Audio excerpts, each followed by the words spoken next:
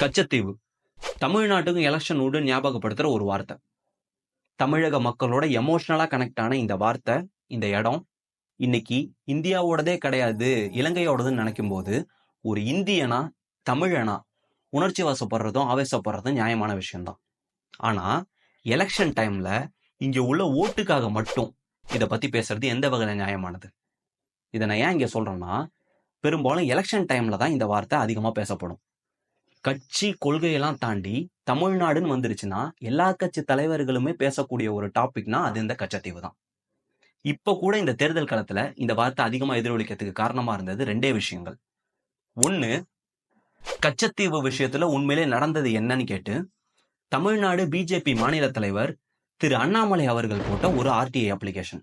ரெண்டு, காங்கிரஸ் ரொம்ப அலட்சியமா கச்சத்தீவை இலங்கைக்கு கொடுத்துட்டாங்கன்னு சொல்லி பிரதமர் மோடி அவர்கள் தன்னோட எக்ஸ் வலைதளத்துல போட்டிருந்த ஒரு பதிவு. இந்த ரெண்டு விஷயமும் தான் இந்த தேர்தல் களத்துல இந்த வார்த்தை அதிகமா பேசப்படுறதுக்கு காரணம். சரி, இதுல இருக்கிற அரசியல்லாம் ஒரு பக்கம் இருக்கட்டும். கச்சத்தீவுனா என்ன? இது எங்க இருக்கு? உண்மையிலேயே இது யாரோடது? இன்னைக்கு இலங்கை கிட்ட இருக்கிற இந்த தீவு ஒருவேளை சைனா வசம் போயிடுச்சுன்னா இந்தியாவோட பாதுகாப்புக்கு அது எந்த அளவுக்கு அச்சுறுத்தலா இருக்கும்? இதெல்லாம் பத்தி தான் இன்னைக்கு ஹைலைட் பண்ண போறோம்.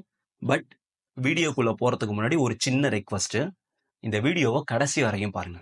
அப்பதான் இந்த கச்சத்தீவு விவகாரத்துல இருக்கக்கூடிய ஆழமும் அதுல அடங்கி இருக்கக்கூடிய ஆபத்தும் எந்த வகையில இருக்குன்றத ஒரு சேர உங்களால தெரிஞ்சுக்க முடியும். நீங்க பாத்துக்கிட்டு இருக்கிறது ஹைலைட்டர், நான் உங்க வாசன். வாங்க சர்ச்சைக்குரிய கச்சத்தீவை பத்தி சிந்திப்போம்.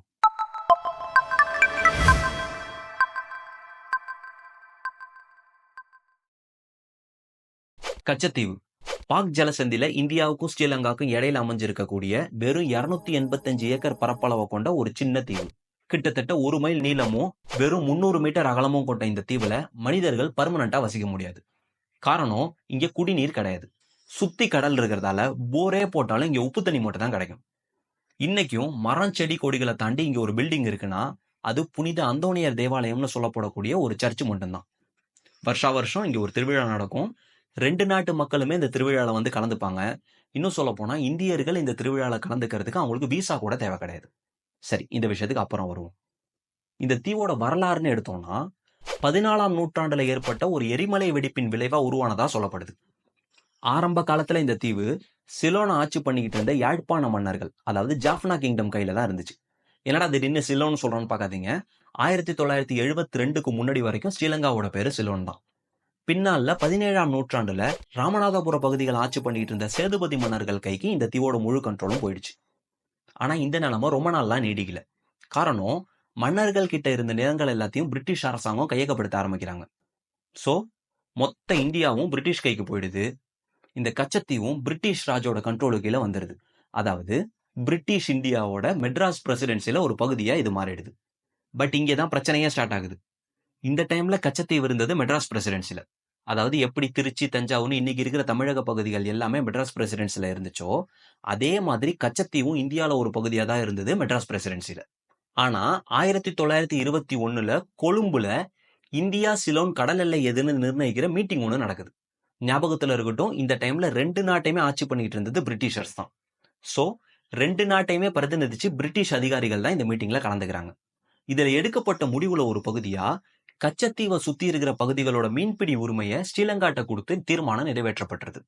அதாவது இதுக்கு முன்னாடி வரைக்கும் 2 நாட்டை சேர்ந்தவங்களுமே மீன் பிடிச்சிக்கிட்டு இருந்த ஒரு இடம் இப்ப ஸ்ரீலங்காக்குன்னு சொல்லி பிரிட்டிஷ் சைன் பண்ணி கொடுத்துட்றாங்க. இதுதான் இந்த பிரச்சனையோட ஸ்டார்டிங் பாயிண்ட்.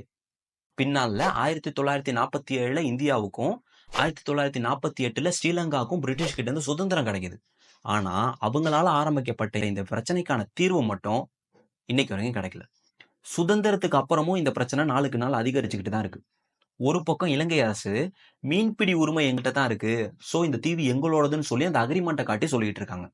இன்னொரு பக்கம் தமிழக மீனவர்களோட வாழ்வாதாரம் கச்சத்தீவை சுத்தி இருக்கிற பகுதிகளை நம்பி அமைஞ்சிருந்ததால அந்த மீன்பிடி உரிமையும் திரும்ப வாங்கணும்னு சொல்லி தமிழக மீனவர்கள் மத்திய அரசாங்கத்துக்கு கோரிக்கை வைக்கிறாங்க.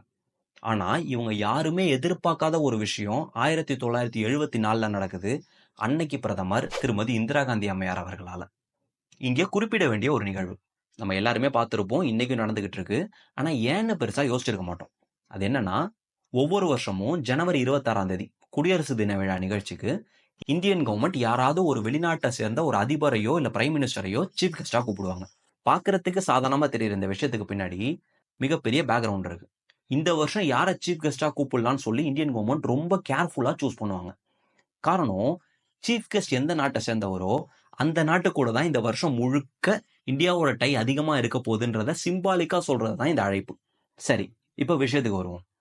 1974 நடந்த குடியரசு தின விழாவுக்கு அப்போதைய இந்திய பிரதமர் திருமதி இந்திரா காந்தி அம்மையார் அவர்கள் 2 பேருக்கு அழைப்பு விடுக்கிறாங்க.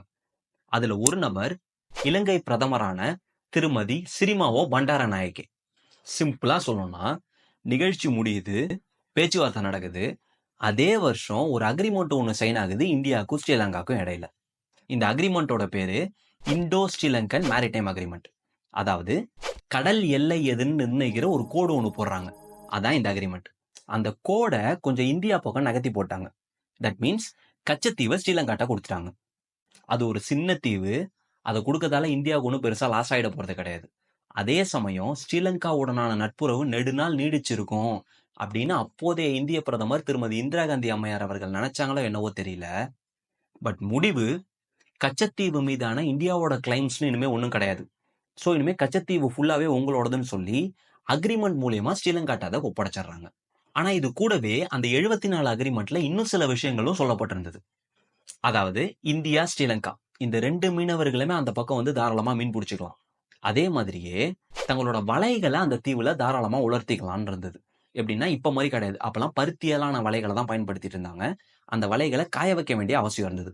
சோ யாரு வேணாலும் அந்த வலைகளை கச்சத்தீவுல வந்து காய வச்சுக்கலாம் அப்படின்னு சொல்லி சில விஷயங்கள் இருந்தது. பட் எமர்ஜென்சிக்கு அப்புறம் 1976ல இந்த சில விஷயங்கள் எல்லாமே அந்த சரத்தெல்லாம் நீக்கப்பட்டிருது அந்த அக்ரிமெண்ட்ல இருந்து. சோ இப்ப முழுசா கச்சத்தீவு ஸ்ரீலங்கா பக்கம் போயிடுச்சு.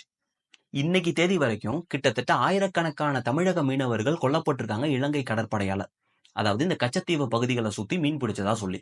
சரி, இந்த கச்சத்தீவு விஷயம் கடந்த ஆண்டுகள் கூட பார்க்கும்போது இந்த நாடாளுமன்ற தேர்தலில் ரொம்ப அதிகமா பேசப்படுதே. அது ஏன்னு பார்த்தோம்னா, தமிழ்நாட்டோட பிஜேபி மாநில தலைவர் திரு கே அண்ணாமலை அவர்கள் ஒரு ஆர்டிஐ ஒன்று போடுறாரு. கச்சத்தீவு விவகாரத்துல உண்மையிலே நடந்தது என்னன்னு கேட்டு மினிஸ்ட்ரி ஆஃப் எக்ஸ்டர்னல் அஃபேர்ஸுக்கு.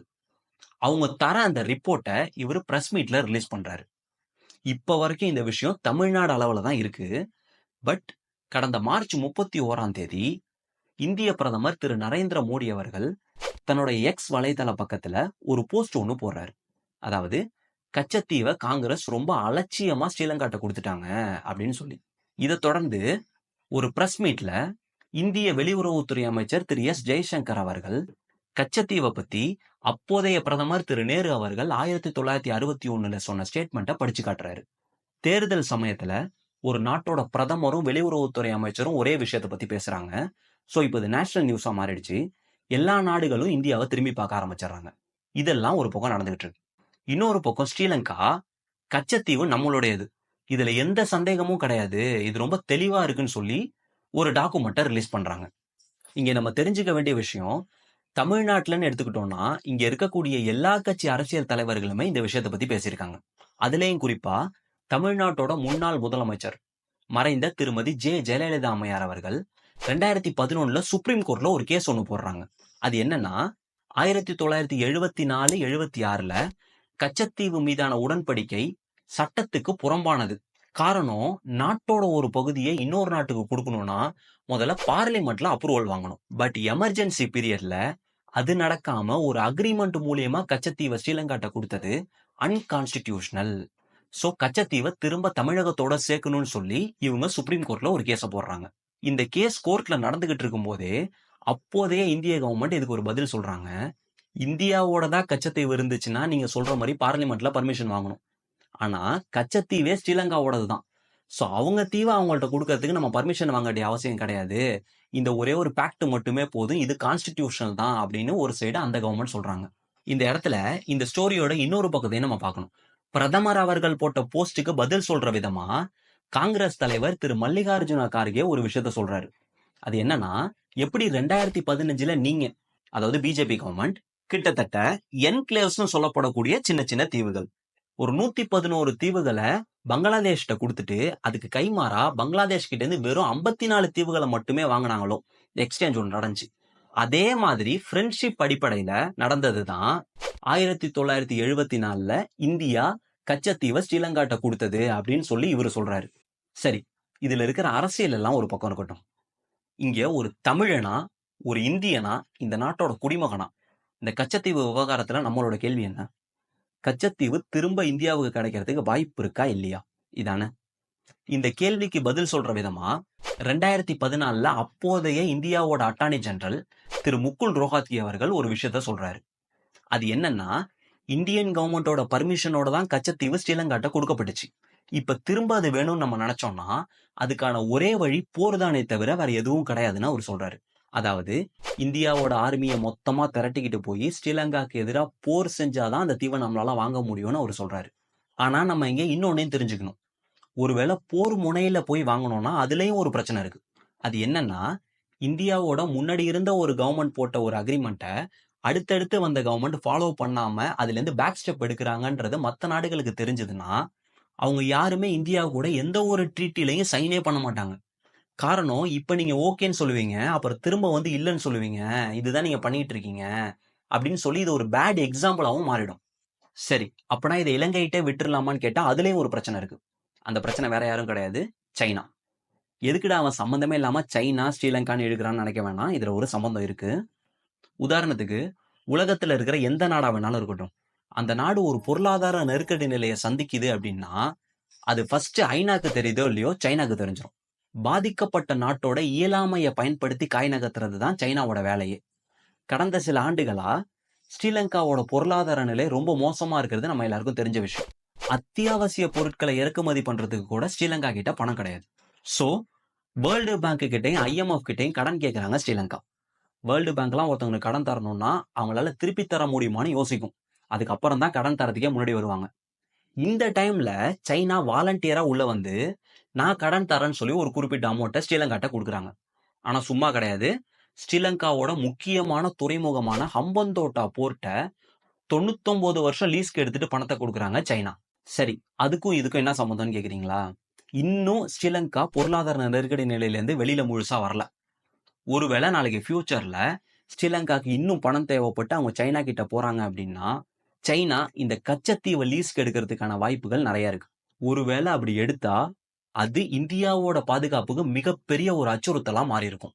ஏன்னா ஆல்ரெடி பெல்ட் அண்ட் ரோடு இனிஷியேட்டிவ்ன்ற பேர்ல சைனா இந்தியாவுக்கு மேலேயும் கீழேயும் இந்தியாவை சுத்தி ஒரு வலை பின்னி வச்சிருக்காங்க. ஒருவேளை கச்சத்தீவு சைனா கிட்ட போயிடுச்சுன்னா நாளைக்கு கச்சத்தீவுல ஒரு நேவல் பேஸ் ஒன்று வரலாம். அதாவது சைனா தன்னோட மொத்த மிலிட்டரியும் கொண்டு வந்து அந்த இடத்துல இறக்குறதுக்கான அபாயம் இருக்கு. ஒருவேளை இது நடந்ததுன்னா அது சவுத் இந்தியாவுக்கே மிகப்பெரிய த்ரெட்டனிங்கா அமையும். ஏன்னா கச்சத்தீவுலேருந்து வெறும் 35 கிலோமீட்டர்ல தமிழ்நாடு இருக்கு.